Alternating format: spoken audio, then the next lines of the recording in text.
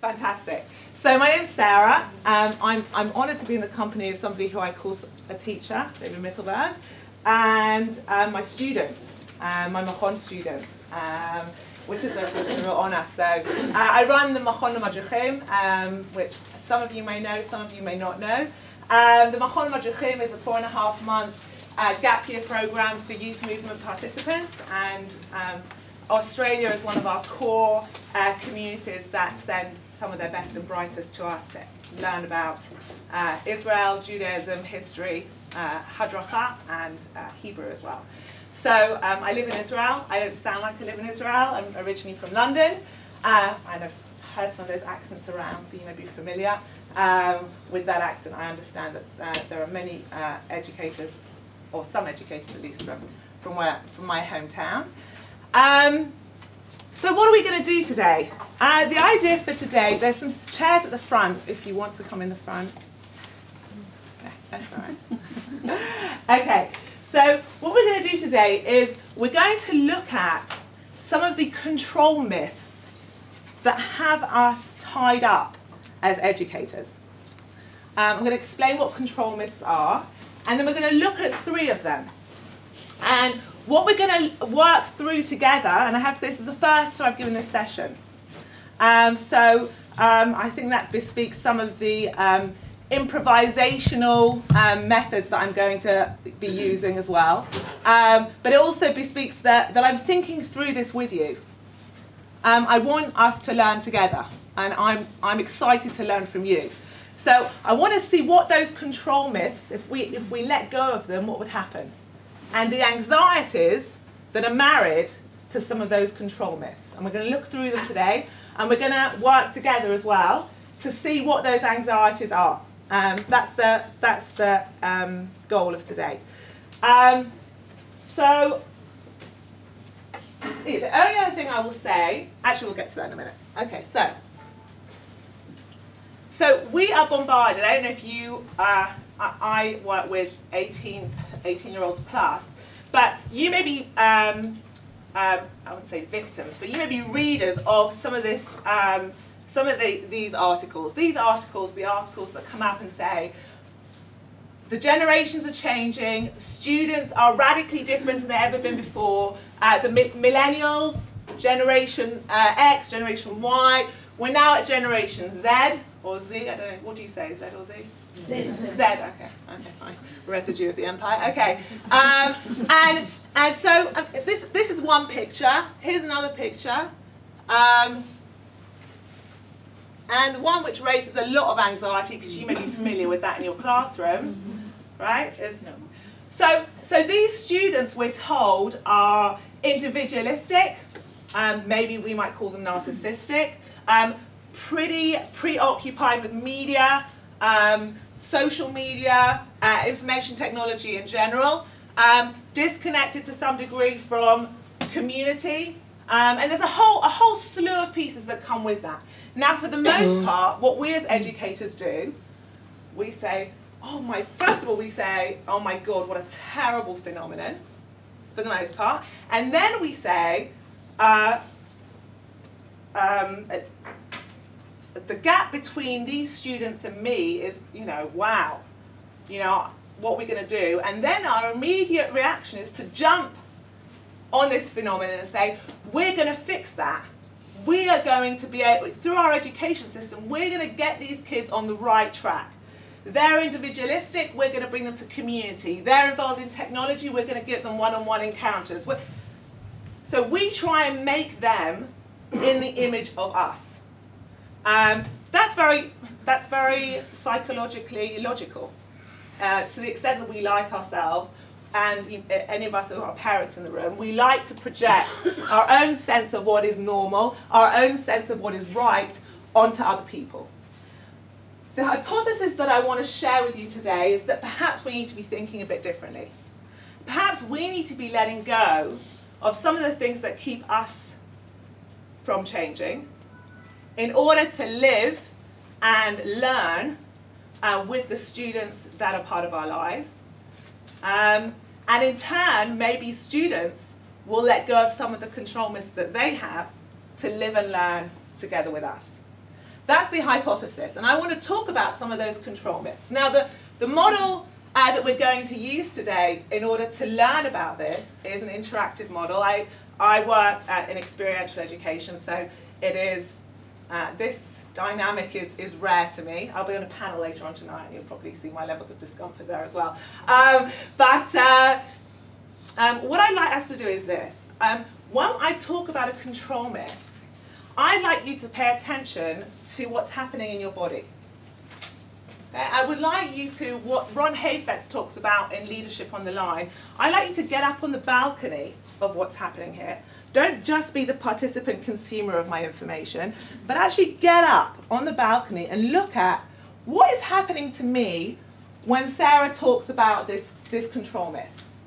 Am I going like this? Am I saying this is garbage? Am I, rolling my eyes? Am I nudging my neighbour? What's happening also, not only interpersonally but physiologically? How is my body making sense of these things that are being presented to me? Because one of the best litmus tests of anxiety or of the need to control is when the heat goes up in you.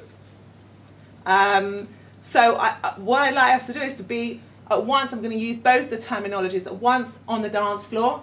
It's happening here.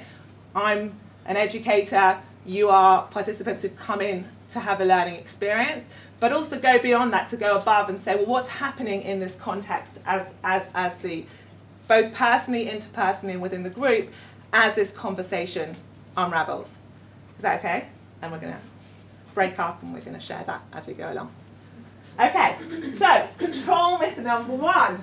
You're all thinking, what is she going to hit us with? Okay, oh no, what are control myths? Okay, so control myths are deep-seated beliefs that are used to control not only our behaviour, but also that of others. Okay, and you're probably thinking, I've probably got some of these, I will never share them with anyone else, but if you can think, you're probably trapped into some of these without you probably even knowing. Why are these so hard to unseat? Like, what is stopping us from being unseated? It actually speaks to that very tension in this room and in this conference, which is that for the most part, experience, expertise, and seniority are excellent shields to learning. We know this, we're good at this. We have got so far in life being successful at exactly that. So why are you asking us to unravel that and do something else? To use a big word, not in a theological sense, but in a practical sense, it's existential. These are the things that we hold dear to us. When they're challenged, the immunity to that goes right up. Which is why the hypothesis that I'm suggesting is just as freaking me out, because I could be rejected as a virus to this system by bringing in some of these what I perceive as control myths.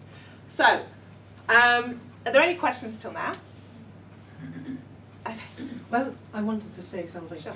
So maybe this is not experience, expertise. I'm not sure people hear you back, so it's a bit shy about. I just would like to add the perception of experience, expertise, etc. Because it's really subjective and personal. That's great.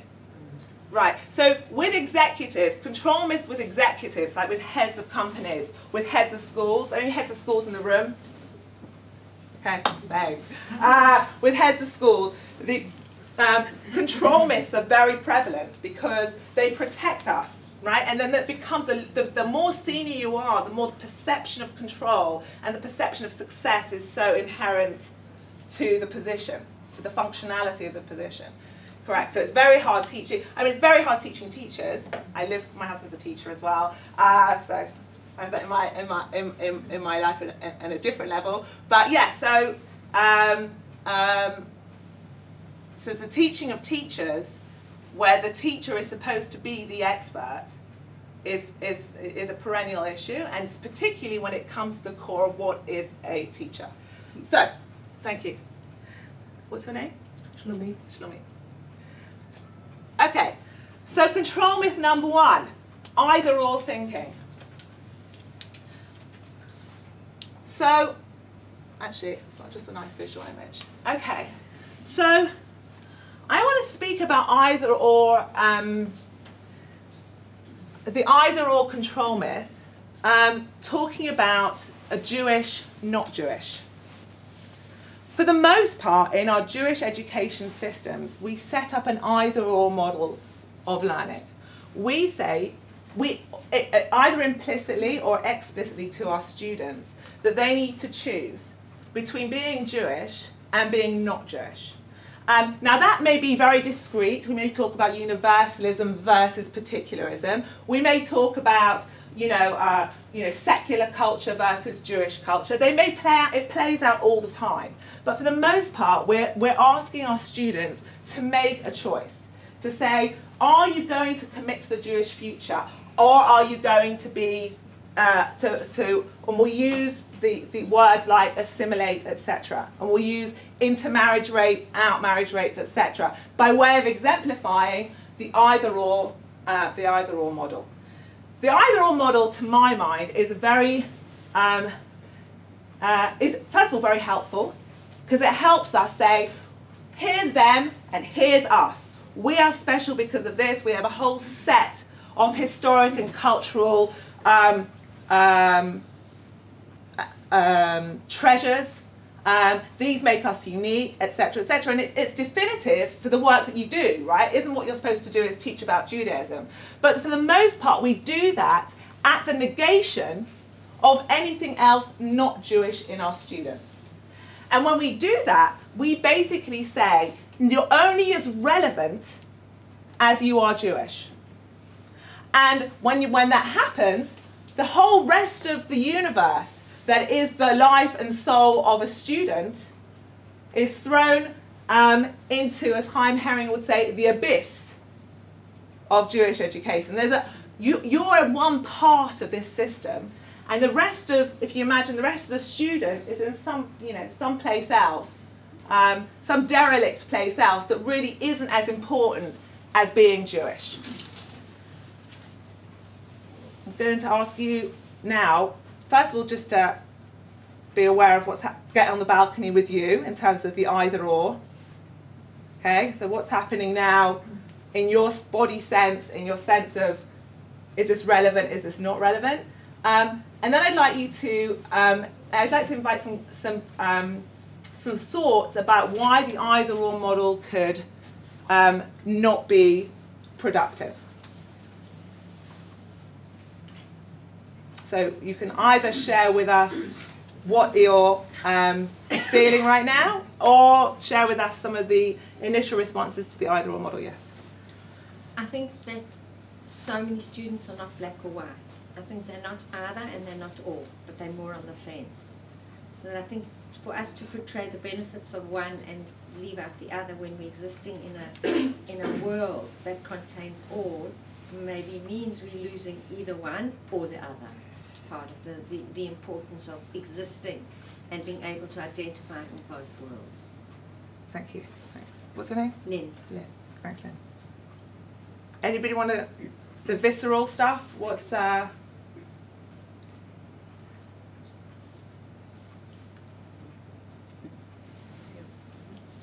Nobody's coming to say. I think that this is exactly what she says. I mean, not just about students, but anything in life. In fact, even Jewish tradition is not about black and white. There is so much in the gray.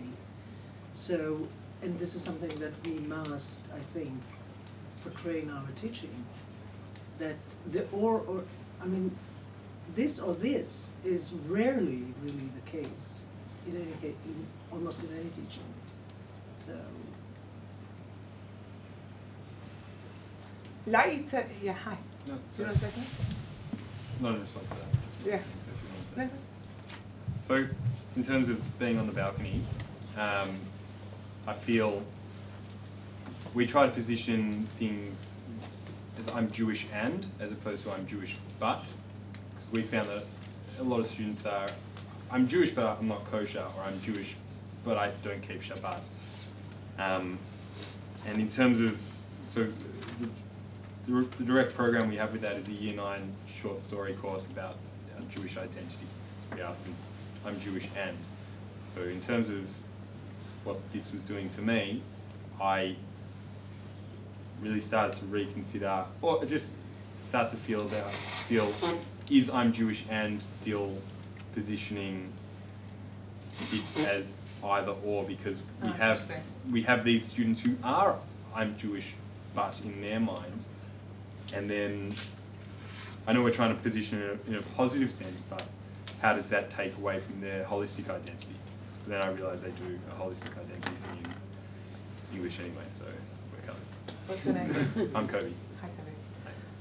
So, thank you. Does anybody else want to say, somebody sat at the back, wanted to say something? So, I'm going to push you a bit further on this. What I'd like you to do is find a partner who's sitting with you, because I'm intuiting that there's a reluctance to give this forward.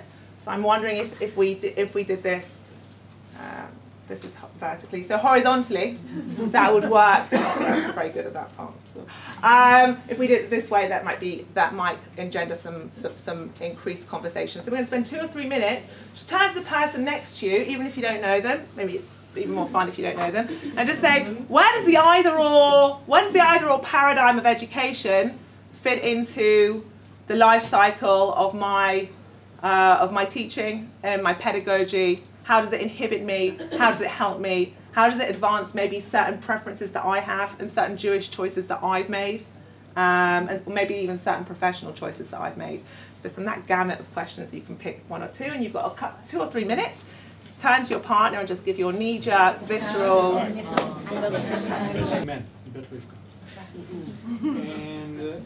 And it's very, very strict. I mean, it's just black or white. Mm-hmm. You can't be something else. You have to be inside the lane, if you understand. Yeah, And for example, it's definitive. she's teaching at Glen Ira College. Okay, you can speak. I'm on the other side of the spectrum, where this is at the only non-Jewish school in Melbourne that offers Ivrit as a subject, so kids actually take their books and go to learn Ivrit. So we're finding it a little bit hard to actually where that myth actually fits in with us. Right, because your institution is trapped in a whole set of, but how do you then break out of a system that is basically controlling the control myths that need to happen in the classroom? And either in the sense that this is categorical, you're either this or this, you're either inside or outside, and vice versa. In a community that is defined in a not Jewish way, then how do you bring that in? And is there room for complexity in that learning environment? By the way, I'm not saying it's right or wrong. Yes. It's okay. Yeah. That's Yeah. life. Every place it's like that. But it's one aspect. It's Right. just one side Yeah, of the right. whole thing. Right. And that's very much dictated to the educators. Right. Not in our school, not at Scopus, not here in our school that much. Right. But in some schools, they limit it to what degree they can be open and be plastic towards, Right. regarding issues in Judaism or. Listen, it's very helpful to be in a system that defines your functionality as a teacher, because then you can just perform. You know what the matrix are for success, and you just perform. I mean, there's something very nice about being in something so rigid, but there's also, I would suggest that that's also a technical response to avoid. There's an avoidance here of potentially what would happen if I, as a teacher, to play with the idea of what would happen if I played with breaking down this either-or piece. So what happens generally when you're facing a control myth is that you will go to a default mechanism. So the default mechanisms that you're expressing are the default mechanisms of your system, but I would suggest that they may support some default mechanisms that you have about either-or education. And then the next stage is to say, well, how do I go beyond that? I want to posit that we do talk about what Colby was mentioning about yes and education instead of either or education. For the students that we educate and they educate us at the Machol Madruchim, most students do not come from conventional nuclear families, either Jewish or in the way in which the family is made up.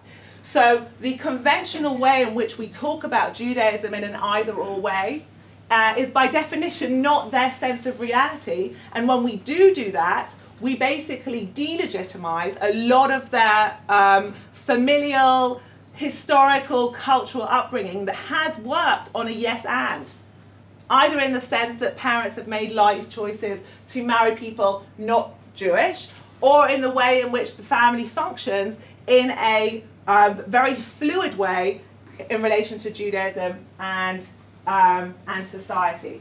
So I want to just bring a quote that I think is, there's a lot of words on this PowerPoint. I've probably committed 100 PowerPoint crimes by putting this here, but I do want to read this quote by Jonathan Cohen. The path from individuality to expanded identity involves the discovery of organic interconnections that were there all the time. The cultivation of a more comprehensive Jewish self-awareness would involve not a periodic guided uprooting, but rather a gradual enlargement of perspective, leading to a realization that he or she was at home in an organic system of interlocking frameworks all along. It is for the teacher to cultivate this awareness of enmeshment. So do you see the difference? The difference of this is this, and we need to uproot that, or we need to disconnect to become this. This is about a gradual, almost osmosis in either way, of interweaving between this in a deliberative, intentional way that holds both being Jewish and being not Jewish in a dynamic and interactive either tension or synergy. That would be the opportunity of letting go of some of the either-or thinking. We're going to move on to the second, with your permission, to the second control myth. The second control myth has two sections, so it's really two control myths, but they're under the same category. The category that I put this under is the magnet metaphor. The magnet metaphor was, to the best of my knowledge, designed or defined by Daniel Elazar, a Jewish political theorist and policy writer who wrote about the Jewish political tradition. And he talks about the magnet metaphor as being the primary metaphor in which through which Jewish communities function. The magnet metaphor goes like this. At the center is the thing with the most iron. Think almost like an epicenter of an earthquake, or that's more of a negative term, but there's the center of what happens. This is where the most iron is, and then around it are the peripheral, less iron-induced, I don't know what the word is, there's a chemistry or physics or something teacher in the room, you can correct me, that pull towards that center, but by definition are less iron saturated than the center of the model. So the first, does that make sense? Magnet metaphor, concentric circles, big center, everything else residue kind of thing. So the first magnet metaphor I want to look at, and again I'm going to remind you, I've been told that this visceral knee-jerk reaction, body, balcony thing may not be working for some of you. You may be mute to that. But I am going to invite you to become sensitized to that. So when we see a really bloody picture, as like Ricky was talking about in her panel, something happens to our body, we kind of tense up, right? Or we push it away, or we go and get a coffee.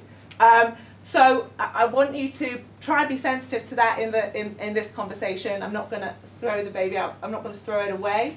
I want to invite you to possibly engage with some of that thinking, because I think it's helpful both in education and also personally. Okay, so control myth number two. Control myth number two is that we are the repository of knowledge. As teachers, we own knowledge, and we are full. We are the ones that disseminate information. Students come to learn from us, and we are the iron at the center of what is the concentric circles, and our students come in to be informed by us.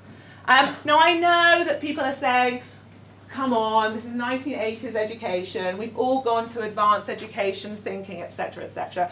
But for the most part, what I see in education systems is that we're locked into this model. We're locked into the model, sorry, it's a very gendered picture, but I was trying to give you a sense of the feeling of ineptitude that young people, young adults growing up with teachers have in the face of what is perceived, at least, as all knowledge. Now, the truth of the matter is that we're trained to give knowledge. So if we're not that, then what are we? But I would like to consider moving away from what I would define as a negative power exchange of information to a strength-based approach to education. A negative power exchange, for the most part, means that if I'm a teacher and I'm full, by definition, my student is going to come less full, or perhaps even empty. And the scar tissue around that, we all know as students: feeling stupid, feeling inadequate, feeling being graded in a. I'm not saying don't, no grades, but I'm saying that system perpetuates a sense of never actually being able to climb the mountain unless we become teachers, and then that's a whole different thing. So,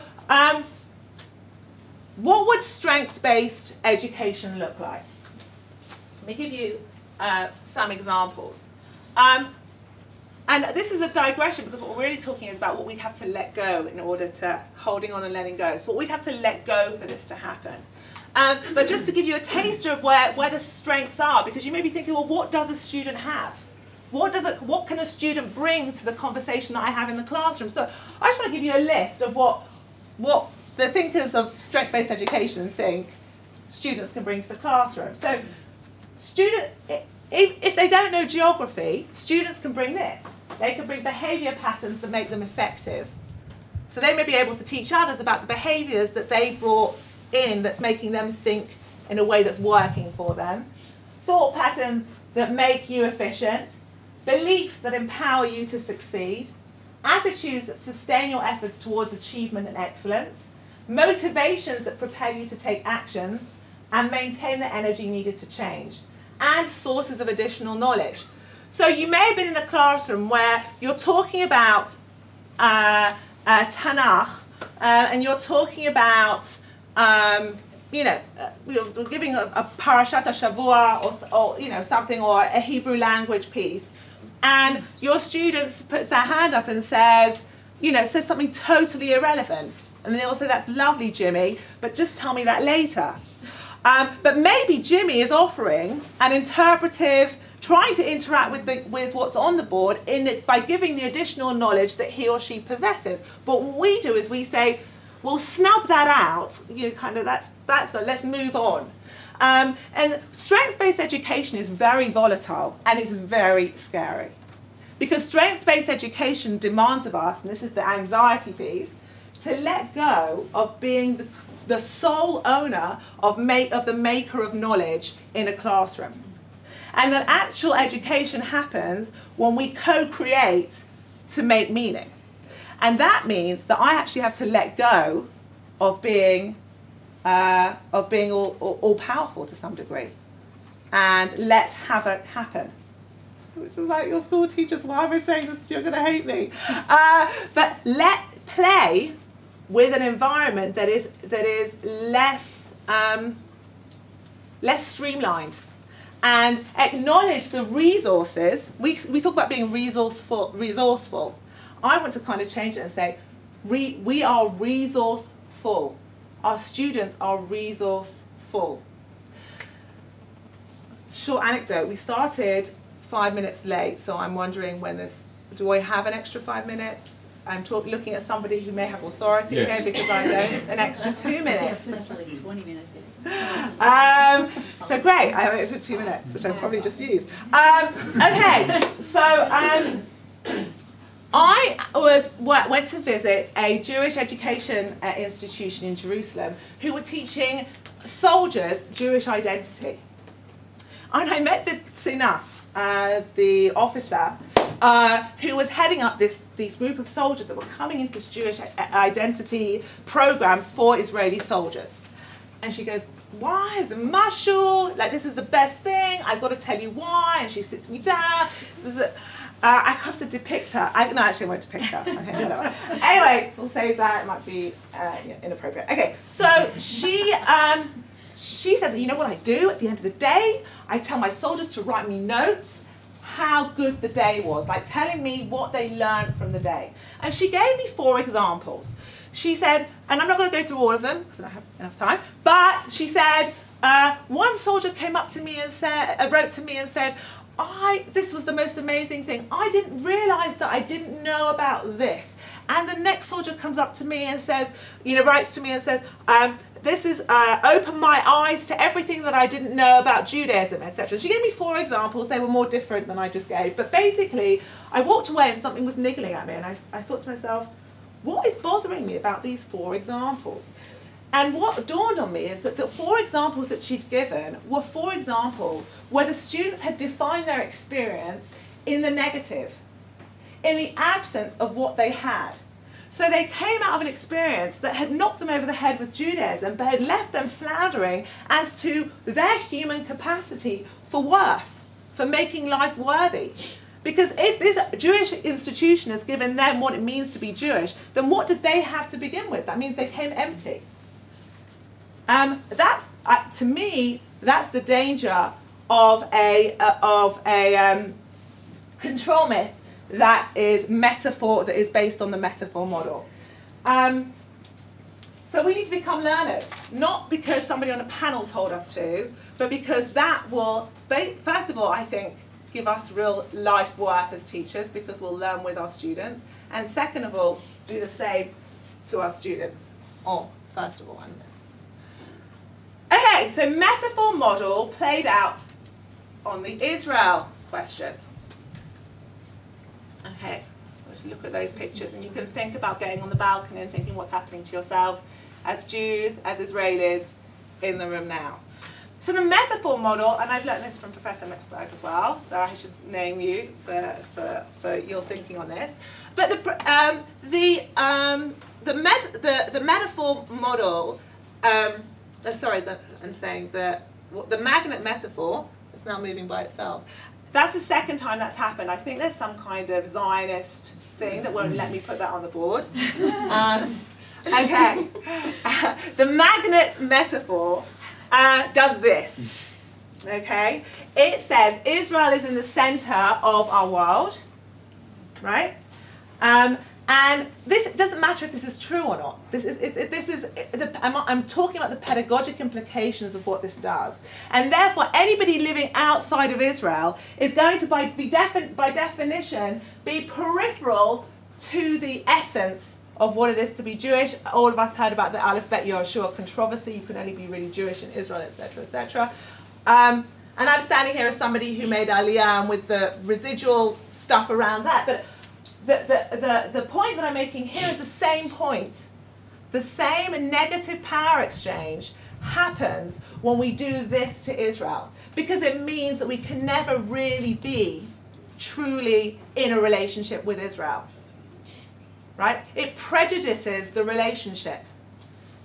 Now, that's really, really tough to say. I work for the Jewish Agency for Israel. I may not for much longer. But I work for one of the biggest bureaucratic, modernist, Zionist organizations in the Jewish world.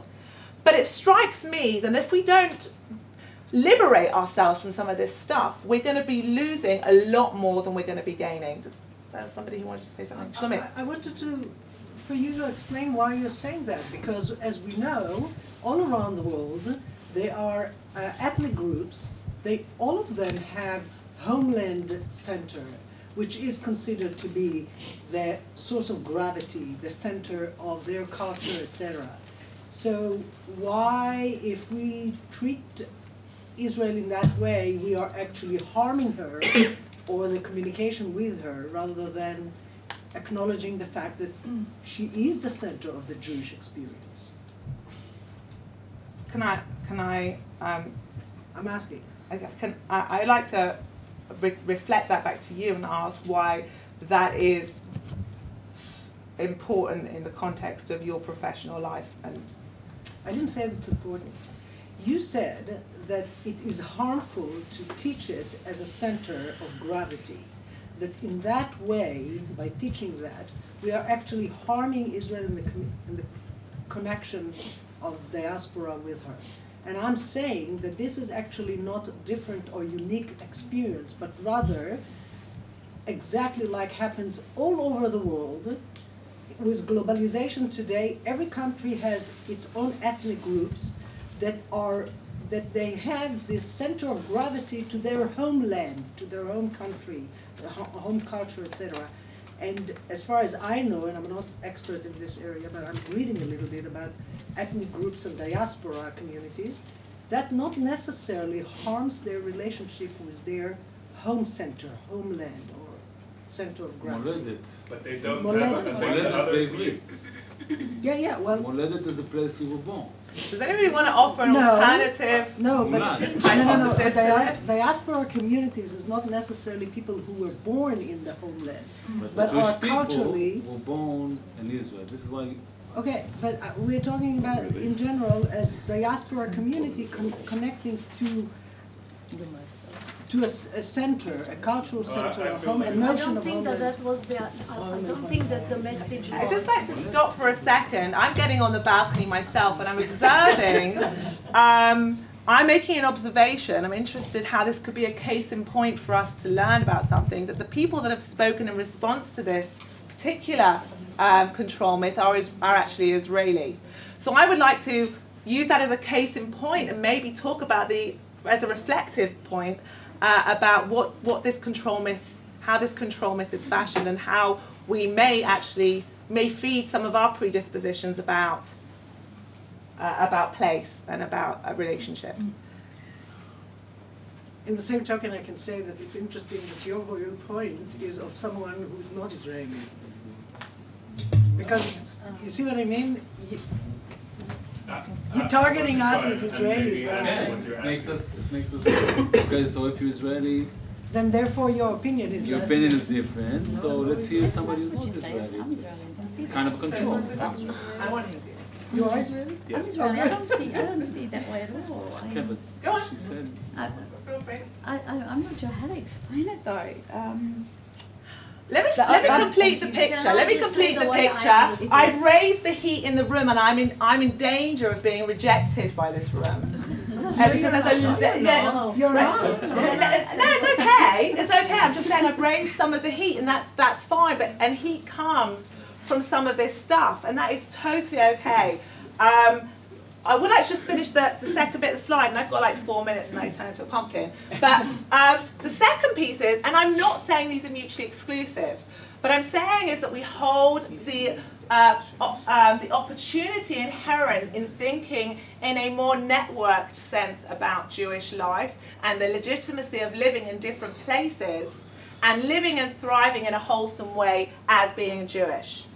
I'm not saying, to your point about Moledet, that there's a proliferation of Moledets, but in the sense that I was born in London, grew up in London, made Aliyah when I was 24, I've lived in Toronto for 5 years, I could say that I am a transnational Jew to some degree, and that gives me a certain level of potency in the way in which I feel and belong to the Jewish people as a people across borders. So I'm saying, what would happen if we let go of some of this and we played with some of this? Now, if any of you know the London Underground map, you'll know that there's a Camden Town, and right. So there's one of those bits in the map where in the tube map where there's a lot of things coming out of it, right? But there's still the rest of the places. You understand what I'm saying? Like the Euston, whatever. I don't know if you have an underground here in Australia, but the bit in the map where everything is going out of it, right? The core intersection. So maybe that's a different way of thinking about Israel as a core intersector. But what it does do is it places others on the map in a legitimate way, in which we can zoom in, use, optimize, and make resourceful in the way in which we teach. I want to move on to. Presenters, please wrap up your sessions and my move God, to it's the a black Rose Hall hole. for more meetings. Okay, so control myth number 3. So, a Mechonikim in the room. How many of you are there? Oh, wow. That's so awesome. I thought that okay, so the people that were on Mechon, we take our students to, you're wrapping up, you're doing as they're saying. Okay, so we take students to Har Herzl for Yom HaZikaron. This year, we had a little rebellion. So the night before Yom HaZikaron, our students say to us, I wasn't actually there at the time, they say to our Israeli Rakaz, our Israeli coordinator that's just come out of the army, we don't want to go. you're indoctrinating us, this is a military ethic, we don't want to endorse this, and this was all of Amachonikim, but Amachonikim exhibited a lot of anxiety about the agenderizing of going to Har Herzl.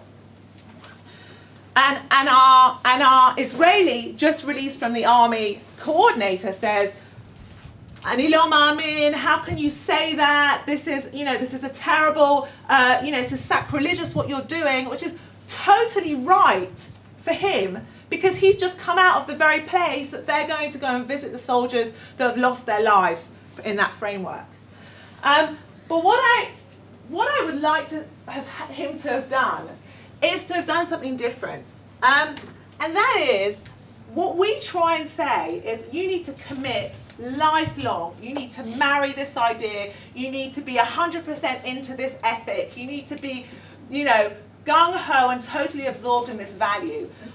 What I'd like to think about is what would happen if we moved from owning to renting ideas. So what would happen if you rent the idea, kids, that tomorrow you're going to go and you're going to rent the idea, try on, play on what it would be like to be an Israeli experiencing Yom HaZikaron. You don't have to own it. You don't have to marry it. You don't have to be a die-hard Zionist. But what I'd like you to do is to play with what it would feel like to live Yom HaZikaron in a different way. And in that sense, what you're doing is you're bypassing or dissolving some of the normative assumptions around education that are so terrifying for young people. But particularly today, because young people today do not make lifelong choices. And maybe we don't either, but we're too terrified to say it because we're trying to be adults. But for the most part, let's just play with it. Let's play, let's have fun, let's see what it feels like. And you can own it. You can take a long-term mortgage on it. Rent, don't own, play. Maybe not necessarily commit. This too is a very, I'm a practicing Orthodox Jewess. And, I've signed up for the big deal, the full encompassing whatever.